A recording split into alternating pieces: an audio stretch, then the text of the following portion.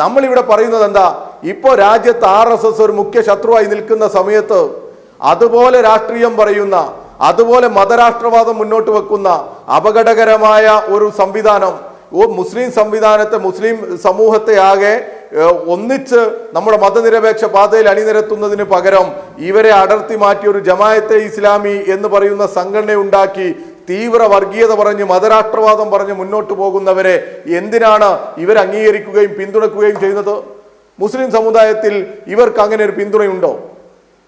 ഇവർ അംഗീകരിക്കോ? മെജോറിറ്റിയും ഈ പറയുന്ന ജമാഅത്തെ ഇസ്ലാമിയുടെ രാഷ്ട്രീയത്തെ അംഗീകരിക്കില്ല. ഒരു കാലത്ത് വോട്ട് ചെയ്യാൻ പാടില്ല എന്ന് പറഞ്ഞവരാ ഇവർ ഹുക്കുമത്തെ ഇലാഹി പറയുക. ഇപ്പോ അടുത്തല്ലേ കോഴിക്കോട് കടപ്പുറത്ത്, നിജേഷിന് അറിയാത്തതാണോ? അല്ല, കോഴിക്കോട് കടപ്പുറത്തല്ല, കോഴിക്കോട് എയർപോർട്ടിൽ ഇന്ത്യയെ തന്നെ അപകടത്തിലാക്കുന്ന തരത്തിൽ തീവ്രവാദ ആശയങ്ങൾ പ്രചരിപ്പിക്കുന്ന ആളുകളെ കൊണ്ടുവന്ന് ആളുകളുടെ പടം ഉപയോഗിച്ച് ഇവരുടെ സമരത്തിൽ ഇവർ ആവേശം കൊള്ളിച്ചത് ജമാഅത്തെ ഇസ്ലാമി.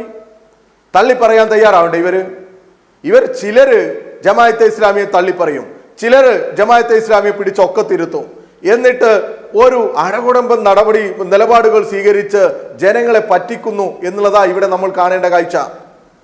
അതാണ് ഇവർ പറയേണ്ടത്. ഇവർക്ക് ഒറ്റ നിലപാട് പറയാൻ സാധിക്കോ?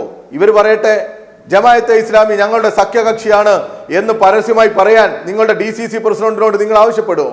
അല്ലെങ്കിൽ നിങ്ങൾ പറയോ DCC പ്രസിഡന്റ് പറഞ്ഞത് തെറ്റാണ് എന്ന് പറയാൻ നിങ്ങൾ തയ്യാറാവുമോ? അതല്ലേ ചോദ്യം. അങ്ങനെ പറ.